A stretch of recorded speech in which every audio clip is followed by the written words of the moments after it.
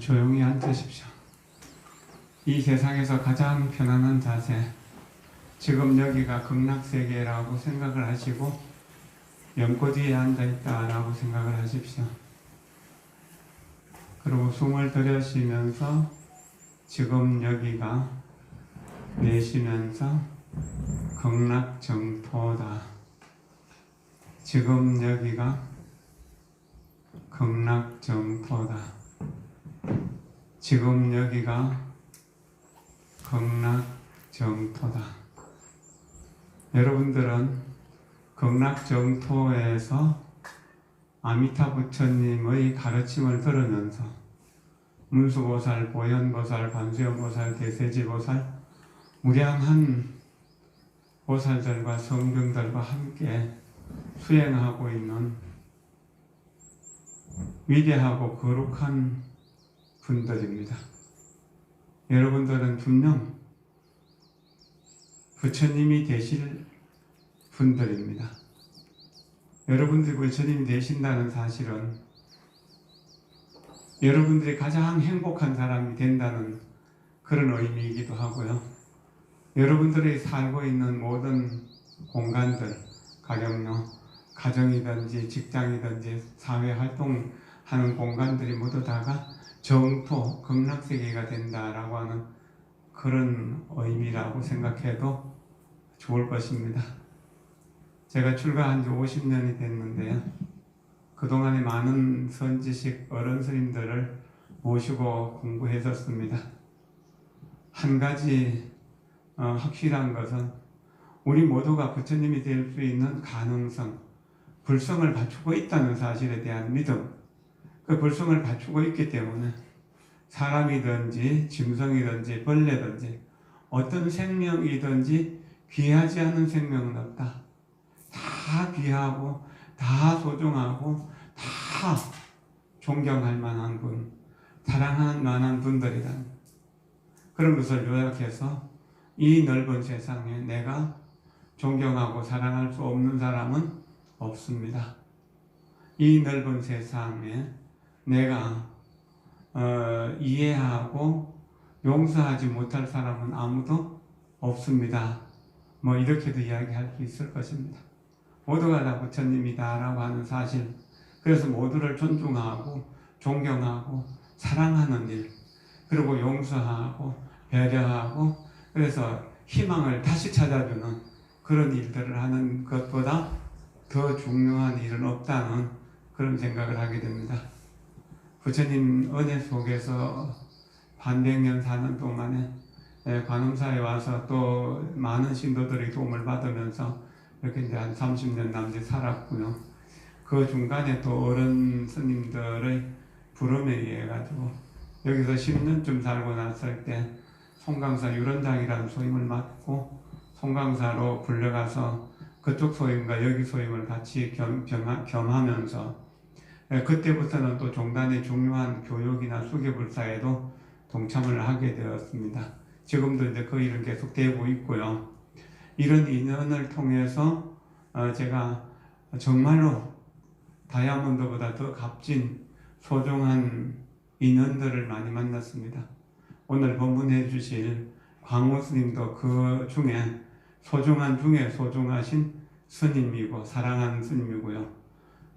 우리 처음 이제 유런에 같이 가서 공부를 하던 일회 졸업생 진각 스님은 지금 표충사 주지이면서 재작년 안거에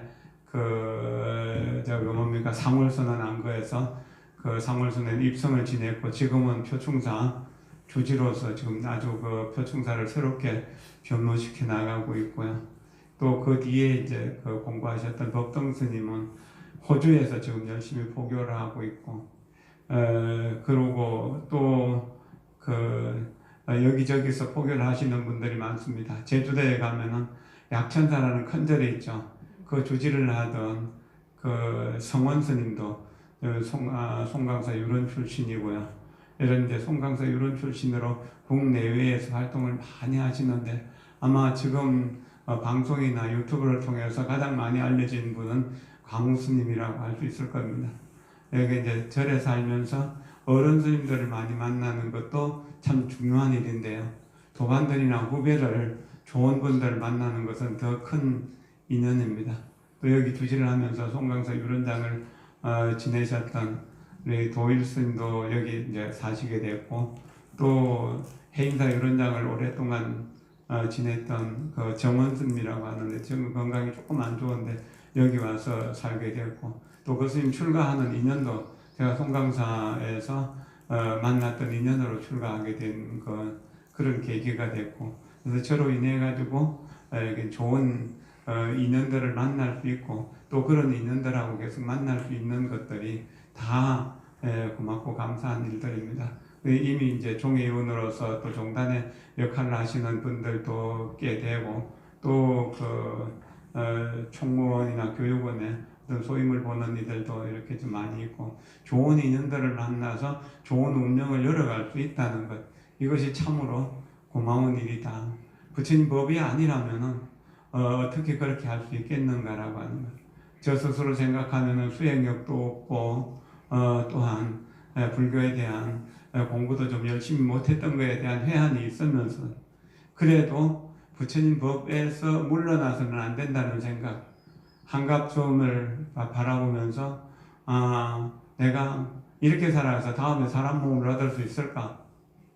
또 수행자로서 수행할 수 있을까 하는 그런 것들에 대해서 고민하게 되었고, 젊은 날에 후회스럽고 부끄러운 일들을 조금 참여하면서 살아야겠다고 생각하면서 3년간 관음 기도를 했었습니다. 그러는 동안에 이제 우리 저쪽에 주차장 끝에 있는 요양원이 지어지게 됐고, 또 그것을 운영하면서 이제 앞에 간음상하고 수강보전 단청하고 수강보전 장음불사를 그렇게 할 수가 있었습니다. 그러는 동안에 또 이제 그 3년 기도를 하면서 내가 수험이 끊어지는 날까지 연구를 하고 정토 수행을 하면서 살아야 되겠다고 생각하면서 2014년 12월 초에 12월 1일 날부터 지계연불 만일 수행 기도를 시작했었습니다.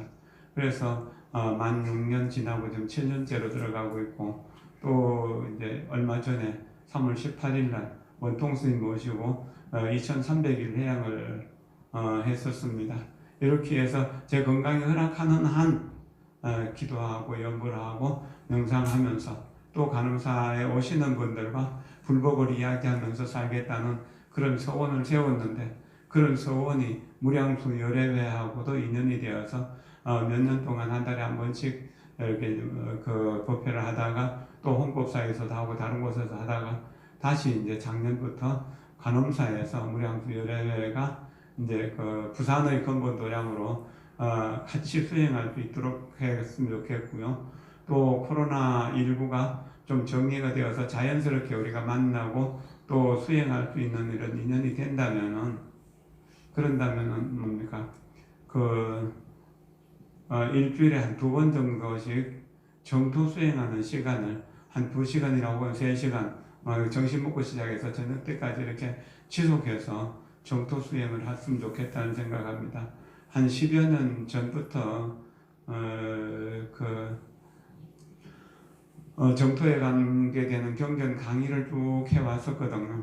그랬는데 이제 그 강의보다 더 중요한 것이 실제 수행이다 싶어가지고 연불하는 시간을 갖고, 연불하는 시간에 잠깐 10분이나 5분이나 간에 그렇게 이야기를 조금씩 해나가고, 또 정토 경전을 조금씩 읽어나가는 것, 그리고 읽고 거기에 대해서 조금씩 설명하는 그런 시간들을 갖는 것이 더 의미 있을 것이라는 생각을 하면서 앞으로는 정토 수행은 그런 쪽으로 가야겠다 싶습니다. 새벽 기도는 제가 간음사에서 자는 한 안 하는 경우 잘 없고, 그는 거의 이제 새벽 기도를 하고 사시 기도도 특별한 일이 아니면 계속 하는데요. 오후에는 여러 가지 일정이 있어서 못하게 되지만, 그래도 일주일에 한 2번 정도는 그걸 꼭 해야겠다고 생각합니다. 물론 이제 코로나가 또 풀리고 안정되면 또 방심이 돼서 못하게 될지 모르겠지만, 여러분들에게 이렇게 이야기하는 것은 그것을 약속하는 그런 어떤 계기도 하기 때문에, 말을 하고 나서 그것을 안 지키면은 내가 거짓말쟁이가 되어버리잖아요. 거짓말쟁이가 부처님 앞에서 거짓말쟁이가 된다면 내가 쓸 자리가 참 없어질 거니까, 가능하면 정토를 이제 꾸며나가는 일. 그래서 지금 여기의 정토, 자기 마음속의 정토 혹은 또는 간음사라는 도량, 여러분들의 가정, 직장이 모두 정토가 되는데 우리가 여기 근본 도량이 간음사가 되었으면 좋겠다는 그런 발언을 하고 있고, 또 스님들이 건강이 안 좋거나 또 수행에 당황하는 스님들이 여기 오면은 안정을 잡고 제대로 된 수행을 할 수 있는 그런 도량으로 지도들도 그렇게 됐으면 좋겠다는 그런 발언을 하는데, 그래도 조금씩은 그런 인연이 되는 것 같아요. 어쨌든 오늘 광우 스님이 참 어렵게 내려왔는데요. 여러분들을 위해서 좋은 말씀들을 많이 해주실 겁니다. 여러분이 이 본문을 들으시고 마음속에 깊이 사유하고 사유해서 새기고, 그것도 말씀하신 대로 수행을 해서 여러분들의 마음이 극락정토가 되고 여러분들의 가정과 직장이 극락정토가 되어서 이 세상 전체가 극락세계가 되는 날까지 정진하고 정진합시다. 지금 여기에 계신 모든 분들을 진심으로 존경하고 사랑합니다. 감사합니다. 다음 분 모시도록 할까요?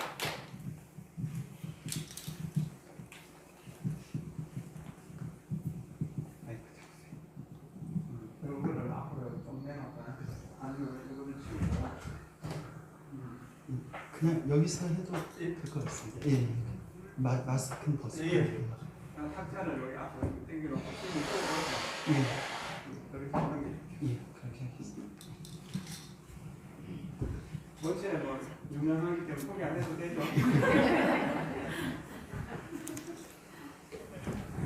예, 안녕하세요. 만나서 반갑습니다. 광우라고 합니다. 제가 광우입니다 하면 오해를 많이 받아요. 광우병이라고. 예, 이제 빛광자에 해뜰 우자 광우라고 합니다. 여러분 만나 뵙게 되어 너무나 반갑습니다. 사실 오늘 제가 여기 오면 안 되는 날이에요. 왜냐하면 매월 첫째 주 일요일마다 화계사에서 1호 법회를 제가 법문을 하거든요. 그거는 제가 딱 고정된 거라서 원래는 이렇게 첫째 주 일요일날 시간을 낼 수가 없는 상황인데, 제가 가장 또 존경하고 또 좋은 의미로, 워낙 큰 어른 스님이시라서 저 이렇게 스님 옆에 같이 따라다닐 때 그림자조차 밟을까봐 제가 이렇게 항상 어렵게 큰 어른으로 모시는 우리 율주 스님께서 또 직접 전화를 하셔가지고 광우 스님 와 이러시는데 시간 되면 올 수 있겠나 이러시는데 제가 어찌 안 올 수가 있겠습니까? 그래서 오늘 이렇게 부랴부랴 부산에 와서 여러분들 만나 뵙게 되어 정말 반갑게 생각을 합니다. 무량수 열애에 또 이렇게 연불 행자로서 정토 법문을 닦으시는 또 우리 불자 여러분들 뵈니까 제가 마음이 저절로 맑아지고 또 환희심이 나는 것 같습니다. 제가 처음에 출가를 했을 때 고등학교 졸업하고 바로 출가를 했어요. 고등학교 졸업을 하고 바로 출가를 했는데 제 마음속에는 오로지 화두밖에 없었습니다. 이른바 선종 법문이라고 하죠. 내가 빨리 참선을 해가지고 이 화두를 타파해서 어서 이 생사의 자유자재한 도인이 되어야 되겠다. 글쎄 19살짜리가 왜 그런 생각을 했는지 잘 모르겠어요. 전생에 이것도 업습인지. 그래서 내가 빨리 대도인이 돼야 되겠다라는 생각으로 이제 참선하려고 머리를 깎고 출가를 했습니다. 고등학교를 졸업하고. 근데 저는 진지하게 고민이 있었어요. 어떤 고민이냐면 나 너무 빨리 깨치면 어떡하지? 진짜요. 보통 참선 한 3년 하면 깨치던데 내 나이가 내가 20개 받고 20살에 개 받고 내가 3년 동안 참선해서 깨치면 23, 4살인데 너무 빨리 깨치면 어른들이 당황하시겠다. 그러니까 조금만 놀다 깨쳐야겠다. 정말 그렇게 생각을 했어요. 그러니까 이제 순진한 의미로 너무 빨리 깨칠까봐 처음에는 공부를 열심히 안 했어요.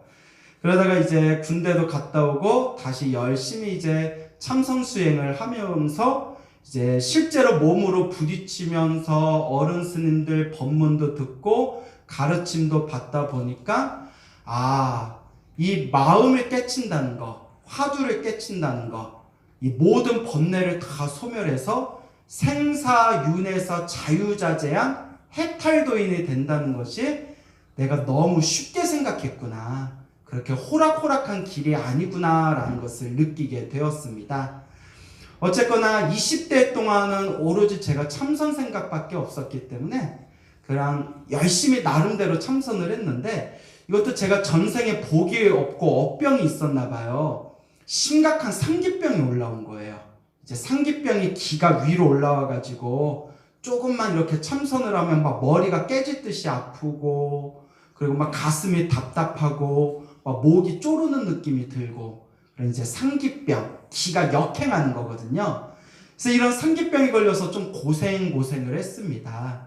그러다가 제가 삼위계는 일찍 받았는데 중간에 군대 갔다 오고 뭐 선언에서 또 뭐 새로 기본선언에 들어가고 이런 기본교육 과정을 새로 시작하면서 중간에 공백기가 생기는 바람에 이제 구족계, 비구계라고 하죠. 비구계를 좀 늦게 받게 됐어요. 29살인가? 그러니까 3위계 받고 한 9년 만에 받은 것 같아요.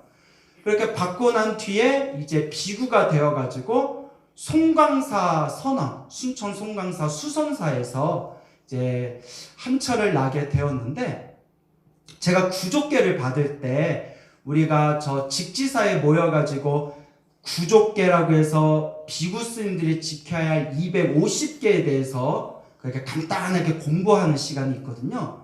그런데 그 계율이 너무 재밌는 거예요.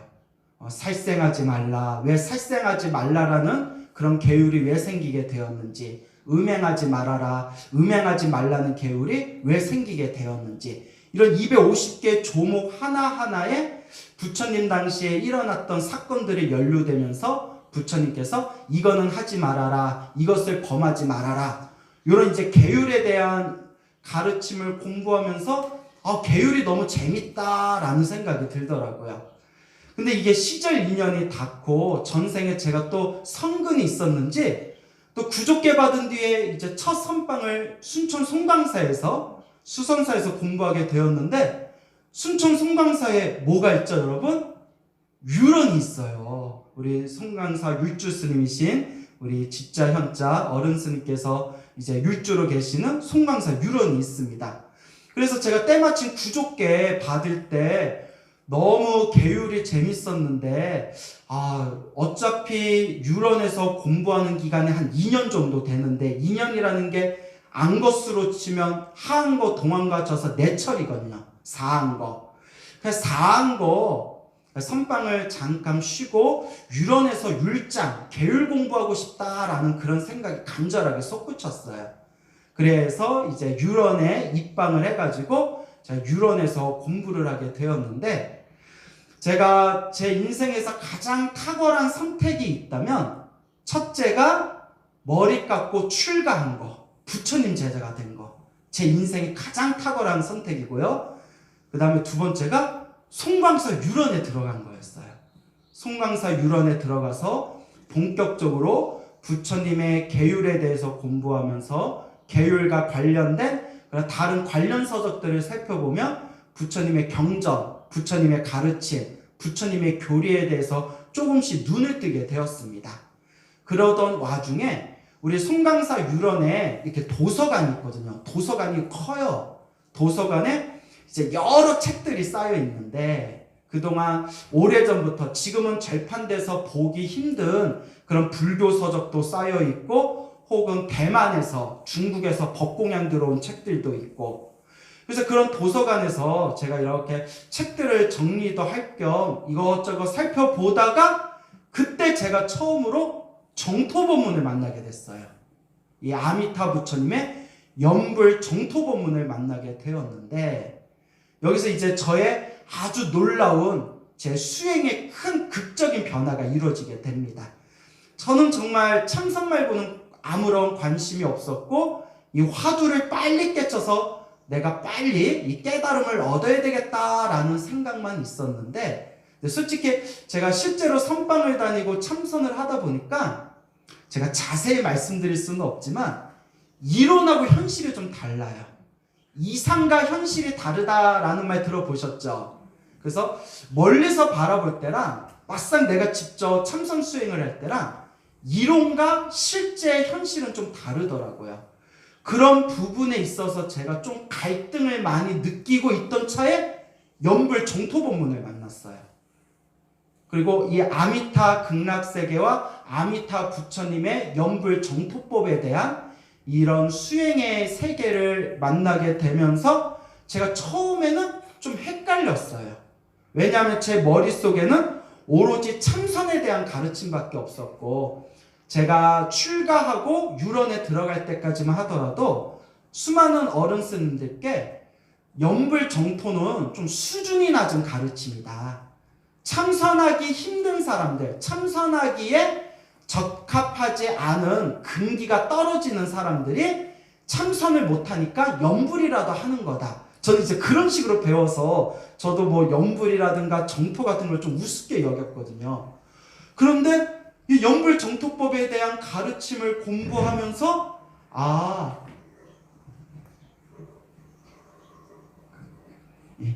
그 연불 정토법에 대한 세계를, 연불 정토법에 대한 가르침을 공부하면서 연불 정토법이 오랫동안 중국 불교에서는 아주 뛰어나고 훌륭한 정법으로서 내려왔고, 지금 이 순간에도 우리 한국 불교는 아직도 선종의 영향이 강하지만, 참선법의 영향이 강하지만, 저 대만이나 저 중국에서는 대부분의 스님들과 불자분들이 무슨 법을 닦으신다?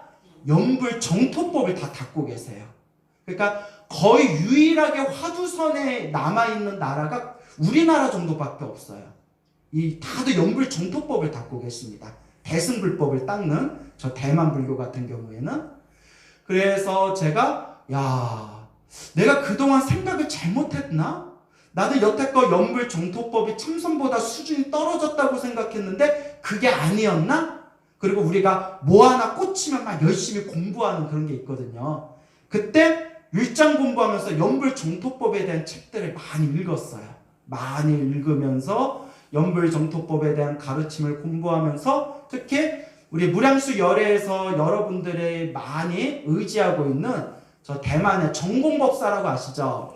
정공 큰 스님 법문을 그때 요범사운이라는 책을 포함해서 운명을 바꾸는 법, 요범사운이라는 책을 포함해서 불설, 아미타경, 요해 이런 책들을 통해서 연불 정토법이 정말 수승한, 뛰어난, 아주 뛰어난 가르침이구나라고 마음이 완전히 개심을 하게 됩니다. 그러면서 이 연불 정토법에 대한 가르침을 찬찬히 살펴봤더니 놀랍게도 제가 알고 있는 것들이 다들 엉터리였더라고요. 우리는 참선을 하되 참선을 하지 못하는 근기들이 연불 정토를 닦는 거다 이렇게 배웠거든요. 절대 아니에요. 중국 불교의 역사를 공부해 봤더니 참선을 해서 깨달음을 얻었던 많은 스님들도 무슨 법을 따로 닦으셨다? 연불 정토법을 닦으셨다는 내용이 나와요. 선종의 최고 큰 스님으로 추앙받는 연명 연수화상도 매일매일 법화경을 독송하고 하루에 연불, 아미타불 연불을 10만 번씩 연불하셨다라는 기록이 있어요. 그 명나라 4대 고승 중에 가장 으뜸으로 손꼽히는 운서 주경 스님도 젊었을 때는 참선을 하셨지만, 참선을 하셔서 마음을 깨치셔서 인가까지 받으셨지만 말년에는 오로지 무엇을 닦으셨다? 연불 정토법을 닦으셨어요. 제가 시간이 없어서 자세히 말씀은 다 못 드리지만 중국 불교의 역사를 보면 참선에서 깨쳤다는 큰 스님들도 다 따로의 무슨 법을 닦으셨다? 연불 정토법을 닦으셨어요. 여러분, 참선보다 연불 정토법의 수준이 낮다면 뭐하러 참선을 해서 깨친 분이 연불 정토법을 왜 닦으셨겠어요? 절대 연불 정토법은 수준이 낮거나 근기가 낮은 사람들이 닦는 수행이 아닙니다. 부처님의 온전한 정법이에요. 우리나라의 역사를 보더라도 여러분 한국 불교의 큰 스님 하면 딱 떠오르는 분이 누구예요? 역사적으로 가장 큰 스님 하면 보통 원효 스님을 손꼽아요. 한국 불교 큰 스님 하면 보통 원효 스님을 손꼽는데 원효 스님께서도 수많은 경전과 수많은 논서에 대해서 주석서를 쓰신 그런 굉장한 학승이셨지만 말년에는 전국 방방 곳곳에 바가지를 두들기면서 무슨 법을 민중들에게 가르쳐 주셨다? 나무아미탑을 연불정토를 가르쳐 주셨어요. 그러니까 원효 스님의 마지막 선택은 연불정토였어요. 그리고 원효 스님과 쌍벽을 이뤘다는 그 위대하신 의상대사께서도 평생 화엄경을 공부하셨지만 화엄경은 모든 8만대장경 경전 중에 최고의 경전이라고 하거든요. 8만대장경 중에 최고의 경전이라는 화엄경을 평생 닦으시면서도 항상 마음으로는 무엇을 닦으셨다? 연불정토를 닦으셨다고 엄연히 역사 기록에 나와요. 그래서 뭐라고 나오느냐? 의상스님께서는 항상 앉으실 때 어느 쪽을 보고 앉으셨다? 그래요. 항상 서쪽을 보고 앉으셨대요. 항상 서쪽을 보고 앉고 항상 아미탑을 연구를 하셨다. 그리고 8만대장경 중에서도 최고의 경전이라는 화엄경. 화엄경의 핵심을 보현행원품이라고 해요. 다 들어보셨죠? 이 보현행원품에 나오는 보현행원품의 주인공이신 보현보살께서도 마지막에는 무엇으로 회양하신다? 나무아미탑을 정토 연불로서 회양을 하십니다. 그리고 문수보살, 지혜를 상징하는 문수보살님께서도 문수보살 10대 발언문에 보면 문수보살 10대 발언문의 마지막이 연불 정토로서 회양을 하십니다. 그리고 우리 한국의 불자님들이 가장 좋아하시는 관세음보살. 관세음보살도 항상 이마 위에 부처님을 모시고 다녀요. 관세음보살님이 항상 이마 위에 모시고 다니는 부처님이 어느 부처님일까요? 아미타 부처님. 그러니 여러분, 보현보살께서도 정토를 닦으셨고 지혜제일 문수보살께서도 정토를 닦으셨고 대자대비 구고군한 관세음보살님께서도 항상 이마 위에 아미타 부처님을 모시고 다니는데 그 누가 어찌 감히 연불정토를 수준이 낮다 말할 수 있겠습니까? 그래서 이 말법 시대, 이 혼탁한 시대에 연불정토를 만나서 나무아미탑을 연불을 하면서 극락왕생을 발언하시는 여러분들은 정말 과거 전생에서부터 착한 뿌리, 큰 성금, 큰 복을 타고나신 분이다라고 제가 자신 있게 말씀드리는 바입니다. 믿습니까, 여러분? 믿음을 가지시기 바랍니다. 어떤 분이 그러세요. 스님, 저는 전생에 박복하게 살았나 봐요. 아니, 왜요? 스님, 저는 평생 살면서 명품 가방 하나 없어요. 이러시는 거예요. 저는 명품 가방 하나 없어요. 명품이 하나도 없어요. 여러분들 지금까지 살아오면서 여러분 집에 명품 하나는 있어요, 없어요? 있어요? 저 또 없어요 하시는 분 계시네. 전생에 박복하게 사셨나? 여러분, 저는 명품이 있을까요, 없을까요? 있습니다. 있어요, 저도. 자, 뭐가 있냐? 저 자신이 명품이에요. 제가 명품입니다. 네, 여러분 끝까지 들으셔야 돼요.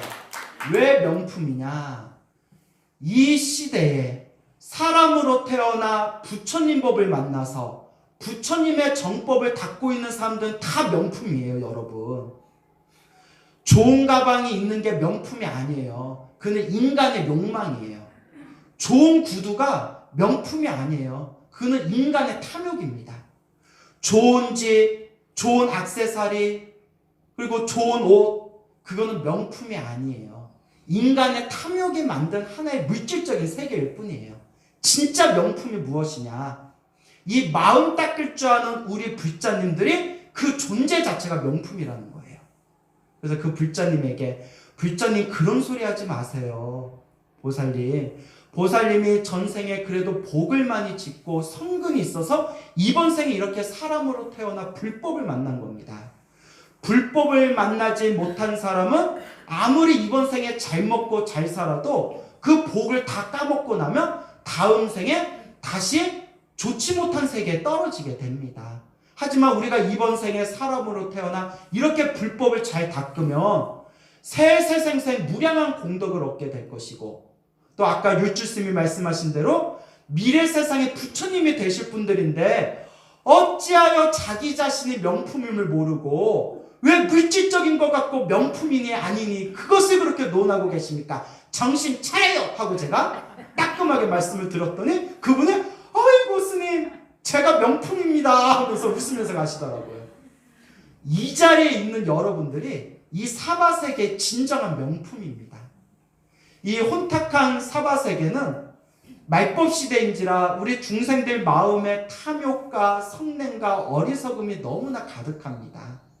그래서 대승경전에 보더라도 업장이 너무 두껍고 이 탐욕과 성냄과 어리석음의 번뇌가 너무나 두꺼운 중생들은 선정을 닦아서, 참선과 같은 선정을 닦아서 자기 힘으로 스스로 해탈을 하기가 어려운 시대다라고 대집경이나 여러 대승경전에서 이야기하고 있습니다.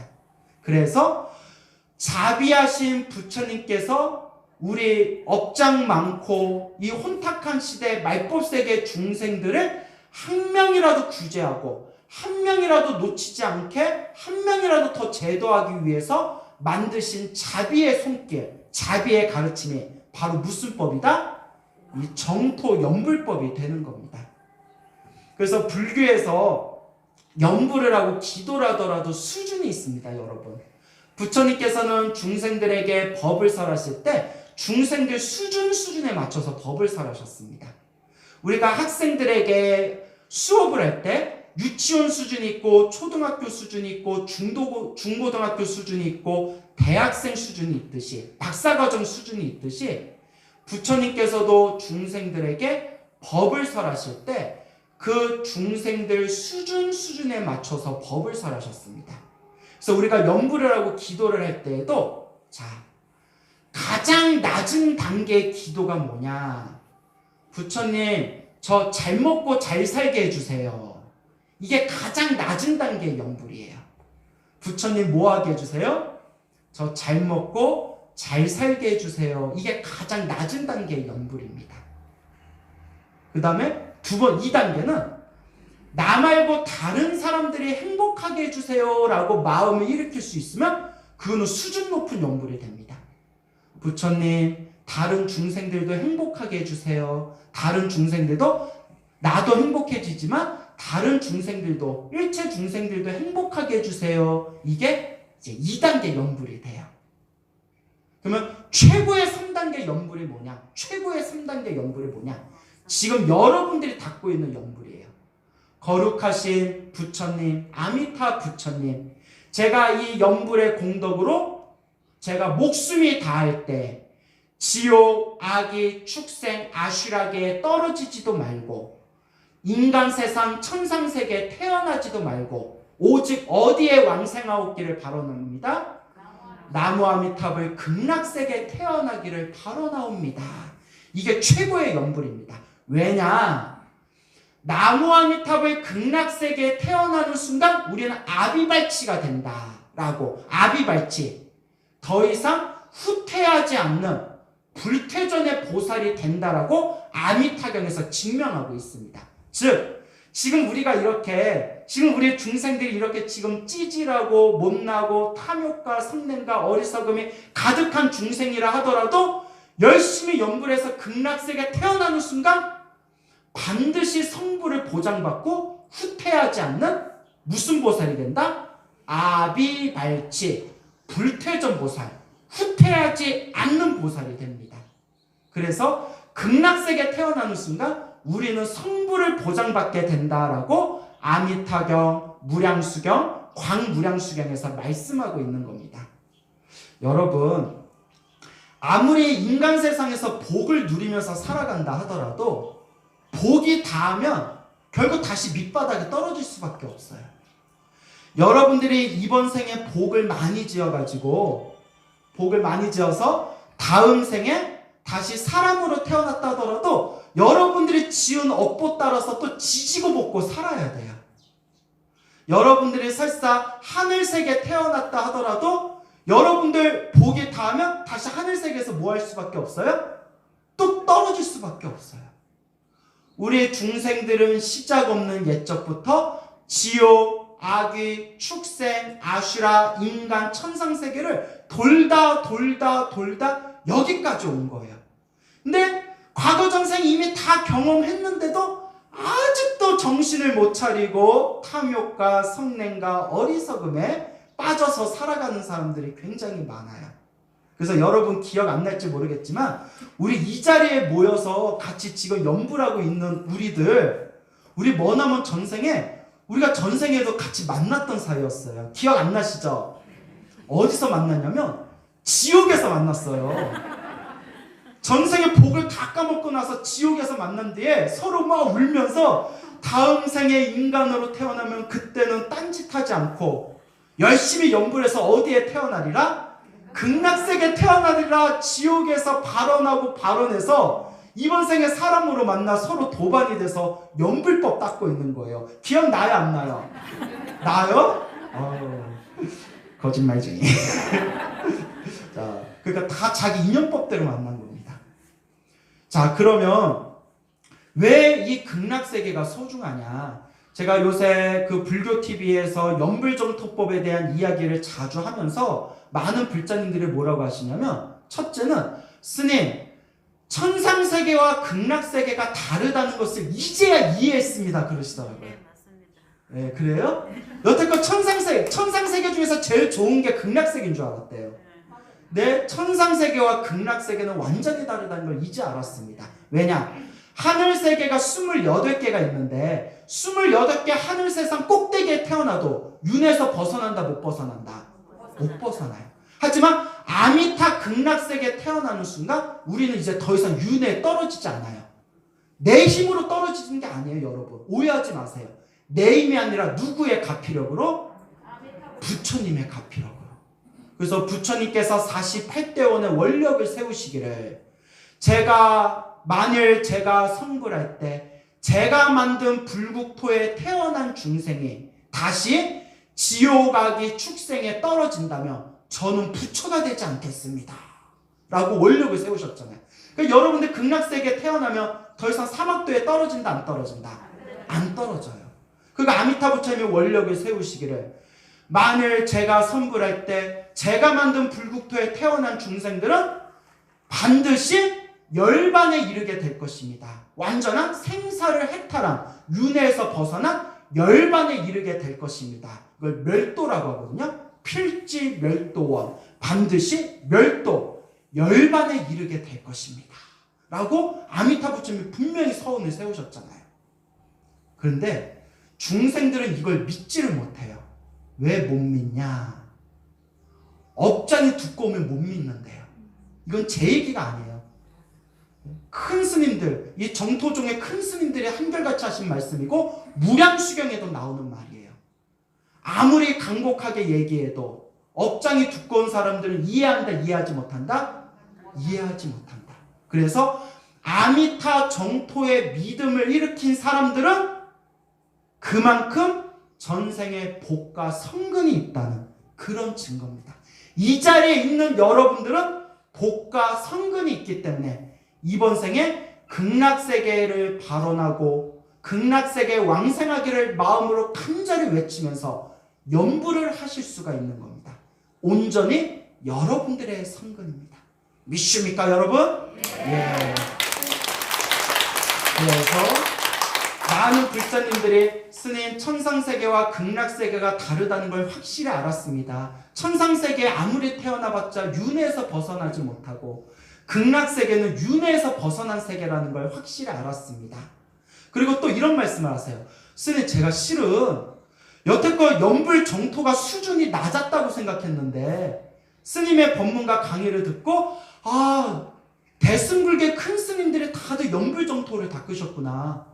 보현보살, 문수보살, 관세음보살이 다들 연불 정토를 닦으셨구나. 스님, 이제 제가 연불 정토가 수준 떨어지는 불교가 아니라 정말 불보살님들이 중생들에게 가르쳐 주고 싶었던 간절한 정법이고 가르침을 확실하게 믿게 되었습니다 라고 이야기하시더라고요.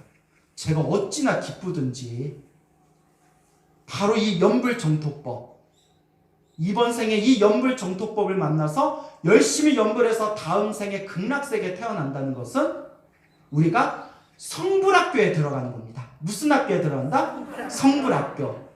여러분들이 육군사관학교 들어가면 여러분들이 군인이 되잖아요. 그렇죠? 장교가 되고, 공군사관학교 들어가면 파일럿이 되잖아요. 그와 같이 성불학교에 들어가면 무엇을 보장받게 된다? 성불을 보장받는 세계입니다. 그래서 법문 듣기 좋아하고 부처님 가르침 좋아하고 불교가 좋으신 분들은 사바세계 불교대학, 어느 불교대학이 좋은가 따질 필요 없어요. 제일 좋은 불교대학이 어디에 있을까요? 아미타불 극락세계 성불학교가 최고의 좋은 불교대학이에요. 그렇다고 빨리 죽어서 거기 가세요 이 뜻은 아니에요, 여러분. 빨리 그 불교대학 성불학교 빨리 입학하면 빨리 가란 얘기인가? 절대 그건 아니고 제일 좋은 데라는 거예요. 알겠죠? 정말 좋은 세계가 바로 극락세계입니다. 어느 불자님이 계셨는데 그 불자님이 인생이 너무 힘들고 괴롭고 답답한 거예요. 어렸을 때부터 가난한 집에 태어나서 남편을 만났는데 남편도 별 왼수 같은 인간 만나고, 자식이라고 낳아서 미역국까지 먹었는데 자식 속 썩이는 거 보고 울다가 그때 자식 낳고 먹었던 미역국에 눈물에서 미역줄기가 막 흘러내려왔대요. 이 한많은 인생, 스님 저는 다음 생 정말 태어나고 싶지 않아요. 부처님이 깨달음을 얻기 전까지는 윤회에서 못 벗어난다면서 저 다음 생 정말 태어나고 싶지 않아요 했던 불자님이 있었는데, 그분이 무엇을 만나고 나서? 연불정토 아미타 부처님 가르침을 만나고 나서 오직 연불만 하세요. 너무 기쁘고 너무 희망이 생겼대요. 아, 이제 인간 세상에 태어나서 지지고 볶고 안 살 수 있는 방법이 있구나. 가장 쉬운 방법이 있구나. 오직 아미타 부처님만 믿고 열심히 연불하면 극락세계에 태어나서 윤회에서 벗어날 수가 있구나 라는 완벽한 확신을 얻으시고 지금 하염없이 연불하시는 분이 계세요. 그래서 그분이 하시는 말씀이, 스님 제가 불법을 만나기 전에는 정말 나는 박복하다, 나는 업이 두껍다라고 생각했는데 부처님 가르침을 만나고 연불을 하면서 마음에 환희심이 일어나면서, 아, 내가 박복한 사람이 아니었구나. 내가 그래도 전생에 지어놓은 복과 선업이 있어서 이번 생에 아미타 부처님 가르침을 만나고 연불하고 극락세계의 왕생발원을 할 수 있는 이와 같은 공덕을 쌓은 인연이 있었구나. 알고 보니 나는 복 많은 사람이었구나 라는 그런 내면에 아주 깊은 그런 확신을 얻으시게 되었다고 합니다. 그래서 나무 아미타불 연불에 대해서 이야기를 하자면 한도 끝도 없습니다. 딱 세 가지만 기억하시면 됩니다. 첫째, 믿어라. 믿습니까 여러분? 예. 믿어라. 아미타 부처님을 믿고 극락세계가 있음을 믿어라. 믿을 심. 믿었으면 그곳에 태어나기를 간절히 바라내라. 지옥아기 축생 사막도에도 떨어지지 말고 인간 천상계에도 태어나지 말고 오직 내가 죽으면 어디로 가겠다? 아미타 극락세계 가겠습니다. 간절히 발언해라. 믿고 발언하되 항상 무엇을 해야 된다? 나무 아미타불, 나무 아미타불. 노는 입에 나무 아미타불. 밥 먹을 때도 나무 아미타불. 설거지할 때도 나무 아미타불. 남편이 내 속 빡빡 긁어도 나무 아미타불, 나무 아미타불. 남편이 나를 잘해주면 내가 혹시라도 극락세계에 가는 마음이 시들까봐 나 빨리 극락세계에 가라고 열심히 연불하라고 남편이 내 속을 팍팍 긁어주는구나. 남편이 알고 보니 나의 뭐였구나? 스승님이었구나. 나무 아미타불, 나무 아미타불.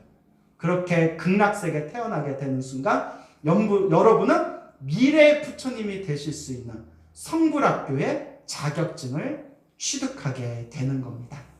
그리고 많은 분들이 질문을 하세요. 스님, 나무 아미타불 연불만 하면 뭐 장사도 해야 되고 애들도 키워야 되고 뭔가 건강도 생각되고 많은 것들이 있는데 아미타 부처님 극락왕생만 발언하니까 현실적인 기도도 좀 하고 싶어요 하는 분들이 많습니다. 근데 제가 꼭 말씀드리지만 나무 아미타불 극락세계 발언하면서 기도하는 분들은 관세음보살, 대세지보살님과 수많은 호법신장들이 도와주신대요. 그럼 본문 들으셨죠? 그리고 제가 시간이 없어서 더 이상 길게 말씀을 못 드리지만 제가 스스로 경험했어요. 오로지 나무아미타불만 연구를 했는데 오히려 현실적인 부분에서도 엄청난 현실 이익적인 큰 공덕을 제가 체험했습니다. 한 가지만 얘기 드리면 짧게, 제가 몇 년 전에 오로지 나무아미타불만 연구를 했어요. 오로지 나무아미타불만 연구를 하면서 부처님의 가르침이 세상에 널리 펼칠 수 있도록 가피를 주소서 하고 오로지 나무아미타불만 연구를 했는데 꿈에 삼존불이 부처님 세 분이 꿈에서 빛이 뿜어져 나오는 꿈을 꿨어요. 제가 또 본명 빛광자잖아요. 빛광자. 삼존불의 빛이 뿌앙 하고 뿜어져 나오는 꿈을 꿨는데, 물론 우리가 꿈에 집착하면 안 돼요. 금강경에 다 나오죠. 모든 것은 꿈과 같은데 뭐하러 꿈에 집착하겠습니까마는 어쨌거나 빛이 뿌앙 하고 어마어마한 황금빛이 뿜어져 나오는 꿈을 딱 꾸고 나서 얼마 안 돼서 제가 불교TV BTN에 출연하고 불교TV 소나무가 완전 대박이 났어요. 네, 그래서 그냥 나무아미타불만 연구를 했는데도 알아서 도와주시는구나, 알아서 나를 쓰시는구나. 그래서 여러분, 힘들고 괴로울 때도 나무아미타불, 기쁘고 즐거울 때도 나무아미타불, 이번 생 나무아미타불 평생 연구를 하면서 항상 관세음보살님의 가피와 호법신장들의 보호를 받으시며 마지막 임종할 때 이 나무아미타불이라는 6글자 절대 놓치지 마시고 나무아미타불 하고 외치는 순간 여러분들의 그 소중한 금빛 몸으로서 연꽃 위에 환하게 태어나시어 아미타불 성불학교에 당당하게 입학하시기를 발언드리는 바입니다. 성불하십시오.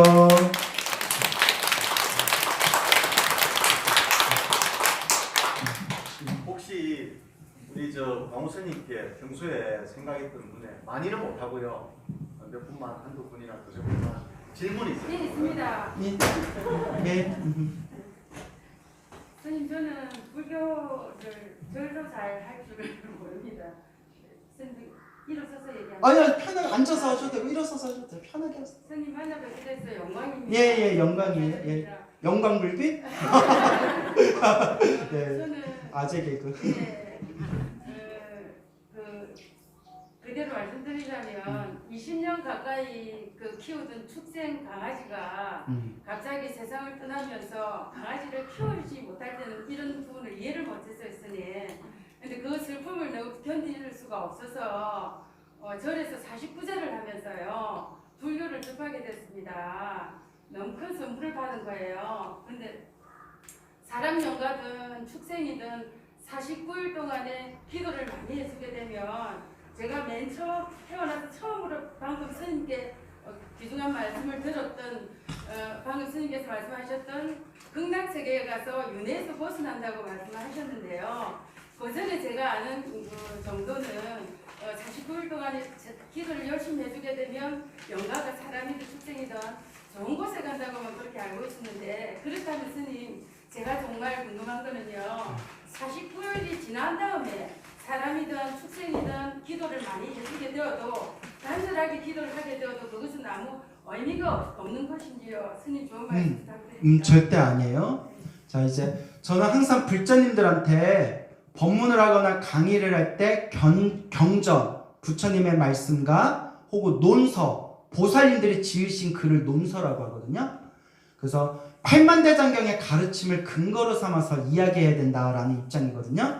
그래서 제가 팔만대장경에 나와 있는 내용을 근거로 해서 말씀드릴게요. 그러니까 49제가 효과가 있냐 없냐 그거 물어보신 거죠? 49제가 지난 다음에 기도를 해도 좋은 곳에. 예. 자, 그러면 자세히 얘기하면 기니까 짧게 말씀드릴게요. 제가 요걸 또 연구를 했거든요. 연불전투하고도 관계가 있을 수 있어서. 자, 중생이 죽으면 선업을 많이 지은 사람은 바로 좋은 곳에 태어나고요. 악업이 많은 사람은 바로 나쁜 곳에 태어나요. 무슨 말인지 알죠? 네. 무조건 49일 아니에요. 바로 좋은 곳에 태어나거나 바로 나쁜 곳에 태어나요. 단, 업이 애매할 때, 무엇이 애매할 때?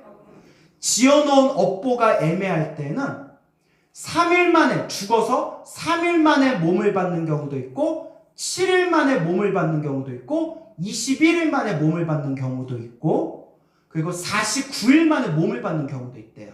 근데 육아사지론이라는 미륵보살의 논서에 보면 미륵보살님이 설하신 논서에 보면 웬만한 중생들은 며칠 안에 다 몸을 받는다? 49일 안에 몸을 받는데요. 그래서 무슨 죄가 생기게 되었다? 49죄가 그래서 생기게 된 거예요. 보통 49일 안에 몸을 받는다. 단 중요한 거 49일이 지난 뒤에도 몸을 못 받는 경우가 있대요. 그럴 때는 그 다음 49일에 또 몸을 받아요. 근데 문제는 자기가 죽었다는 걸 모르고 착각하고 있거나 영가가 너무나 이승에 대한 한이 깊을 때는 오랜 시간이 지나도 천도가 안 될 때가 있어요. 그때 우리가 흔히 말하는 귀신 됐다라고 표현하는 거예요. 그래서 우리가 귀신, 영가천도라는 걸 올리잖아요. 그렇죠. 자, 그 말은 자, 그럼 우리가 이와 같이 두 가지 입장에서 해결할 수가 있어요. 49일이 지난 뒤에도 천도되지 못한 영가가 있으면 우리는 천도제를 지내주거나 그 영가를 위해서 염불을 하고 독경이나 사경을 해줌으로써 천도되지 49일이 지났지만 천도되지 못한 중생을 천도시킬 수 있다 없다? 있다. 그러니까 천도제 올리는 거예요. 만약에 우리가 보살님 말처럼 49일이 지난 뒤에 천도가 안 된다면 우리는 천도제 지낼 필요가 없어요. 그렇죠? 근데 49일이 지나고 난 뒤에도 우리는 몇 대 조상님들까지 천도제 다 올리잖아요. 그러니까 49일이 지난 뒤에도 영가가 천도되어질 수 있고 그 다음에 두 번째 이거는 불교설화에 많이 나오는 내용인데 이미 새로 몸을 받았을 때 49일이 지나고 10년이 지나고 100년이 지나서 지옥에 있거나 축생계에 떨어졌거나 악귀계에 떨어진 중생들을 우리가 염불을 해주거나 독경을 해주거나 사경을 해줌으로써 지옥에서 벗어나거나 악귀계에서 몸을 벗거나 축생의 몸을 벗고 좋은 곳에 태어나는 그런 수많은 이야기가 불교설화에 있어요. 무슨 말인지 알겠죠? 그 말은 49일이 지나고 난 뒤에도 그 영가를 위해서 기도해줘도 효과가 있다 없다? 분명히 효과가 있다 라고 정리드리고 싶어요. 그거 묻고 싶은 거 맞나요? 예, 그렇게 하시면 돼요. 예. 그 또 다른 질문 있으신가요? 질문 있습니다, 선생님. 예, 앞에. 그 뒤에도 좀 이따 받아드릴게요. 예. 저는 선생님 부처님하고 인연이 된 게 지금 한 30년 되는데 나름대로 이제 절에를 이래 다니면서 가는 기도를 조금 하다가 그리고 지장 기도를 한 10년을 하면서 그 1년에 한 번씩 제가 천도제를 했거든요. 그래 하고 10년을 이제 그 지장 기도를 하면서 제가 결혼을 하니까는 집안에 그 자살하는 영가가 있더라고요. 그 이제 절을 다니면서 그분이 신경이 쓰여가지고 제가 이제 천도제를 한 10년을 이제 하다가 이무랑수 열에 이제 스님 법문을 듣고 이제 이무랑수 열하고 인연이 됐거든요. 그 이제 제가 작년 여름부터 이제 무량수 열에 공부를 하면서 어떤 스님이 그렇게 말씀을 하시더라고요. 천도제하고 불교하고는 상관이 없다. 부처님 법에는 원래 천도제가 하고는 상관이 없다. 그냥 공부만 하면 된다 이렇게 하시더라고요. 뭐만 하면 된다? 그냥 공부만 하면 된다? 무슨 공부? 그냥 부처님 공부 연부를 이렇게 하면 된다. 예. 더 이상 이제 천도제에 대해서는 더 이제 거기에서 더 이제 집착을 하지 마라 이렇게 하더라고요. 예. 그래서 이제 그 부분에서 제가 이제 이 기도를 하면서 이제 나름대로 제가 집에서 한 2시간씩 이렇게 기도를 하고 있거든요. 그래 하면서 이제 그 천도제에 대해서는 시간이 모자니까 딱 질문하고 싶은 게 예. 더 이상 해야 되는 이제 먼저 예. 그 스님이 왜 불교하고 천도제가 왜 관계가 없다라고 했는지 자체가 저는 이해가 안 되고요. 먼저 저 항상 우리가 불법을 설할 때는 경전에 근거를 둬야 된다고 했죠. 자, 천도제에 대한 법문이 팔만대장경에 나올까요, 안 나올까요? 지장경 읽어보셨죠? 지장경에 천도제 나와요, 안 나와요? 천도제라는 표현이 없어서 그렇지 스님들께 공양 올리고 염불하고 독경에서 천도 영가 천도하는 거 나오잖아요. 그렇죠? 또 팔만대장에 보면 아귀 보온경이라고 나와요. 아귀를 이렇게 천도시키는 아귀 보온경이라 나오고 또 수많은 경전들에 보면 죽어서 악도에 떨어진 그런 중생을 좋은 곳으로 천도시켜주는 그런 내용들이 많이 나와요. 그러니까 불교하고 천도제가 관계가 없다라는 말은 굉장히 위험스러운 발언이에요. 뭔 얘기인지 알죠? 다만 천도제에 너무 집착하지 말아라. 그 말은 맞는 것 같아요. 그래서 천도제는 공덕이 있어요. 아시겠죠, 여러분? 분명히 천도제는 공덕이 있지만 하지만 천도제가 만병통치약은 아니에요. 뭐는 아니다? 옛날에는 어른스님이 우스갯소리를 그러셨는데 꿈자리가 뒤숭숭해도 천도제를 지냈대요.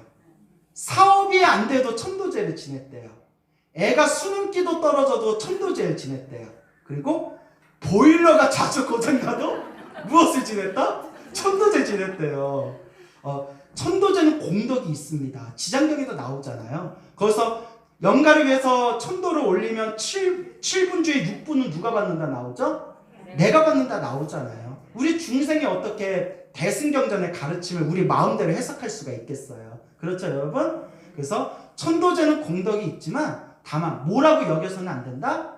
망병통치라고 여겨서는 안 된다. 정말 중요한 거는 염불하면서 내 업장을 소멸하고 복과 선업과 공덕을 지으면서 마음 공부하는 게 제일 중요하다. 그 여러분 중요한 게 여러분이 염불을 열심히 하시면 여러분들 염불의 힘으로 여러분들과 인연 있는 영가들도 저절로 천도된다라는 그런 선지식들 법문이 있어요. 뭔 얘기인지 알겠죠? 그러니까 다시 말씀드리지만 천도제는 공덕이 있습니다.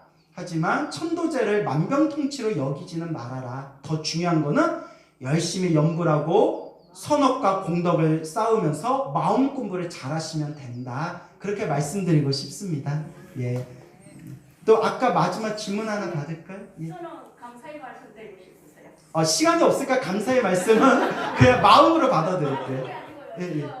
연불 그게 점토 하시잖아요. 예. 그거 하시고부터 저는 너무 기쁘고 그날 잠을 못 잤어요. 잠을 못 주무셨어요?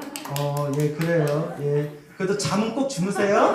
예. 연불 열심히 하고 잠은 푹 주무셔야죠. 많이 해주시니까. 예, 그럴게요. 열심히 할게요. 예. 그러니까 뭐 마지막 질문 있으십니까? 아까 손 드셨는데 괜찮으세요? 예, 마지막 질문. 예? 애기? 애기 질문 있어요? 그 질문해봐요. 저희 강아지가 지금 강아지? 네. 많이 아파가지고 좀 있으면 죽을 수도 있는데 저희 엄마가 어렸을 때 데려서 나이가 많이 들었어도 아직 계속 살고 싶거든요. 그래서 뭐 병이라도 치료할 수 있는 병력 같은 거 있어요? 어떻게 치료하면 되겠냐 그 부분. 진로는 의사에게 물어보고 약은 약사에게 물어보고 다만 좋은 방법을 가르쳐 드릴게요. 실제로 불자님이 경험하신 건데 어머님이 치매에 걸리셔가지고 숨이 끊어질 듯한데 안 끊어지시고 끊어질 듯한데 안 끊어지셨는데 간절하게 아미타 연불을 하셨대. 뭐라고 하셨냐면 어머니 명이 남아있으면 빨리 건강하게 해주시고 명이 다 하셨으면 빨리 편하게 데려가 주세요. 그렇게 간절히 기도를 한 지 며칠 만에 힘들어하던 어머니가 이렇게 미소를 지으면서 편안하게 세상을 떠났대요. 강아지도 억지로 내 욕심으로 붙들지 말고 오히려 강아지가 다음 생에 더 좋은 몸 돼서 만나러 올 수도 있잖아요. 혹시 알아요? 여친으로 다시 올지? 자, 그러니까 아미타 부처님 우리 강아지가 명이 남아있으면 빨리 건강하게 해주시고 명이 다 했으면 빨리 편안하게 좋은 곳으로 가게 해주세요 라고 기도하면 좋을 것 같아요. 알겠죠? 예, 그래요. 그럼 이제 여기서 마무리할까요? 오늘 이렇게 어려운 그 시간을 내주시고 고생까지 오셔서 정말 좋은 말씀 해주신 광호 스님께 다시 한번 박수 한번 크게 한번 드리고요.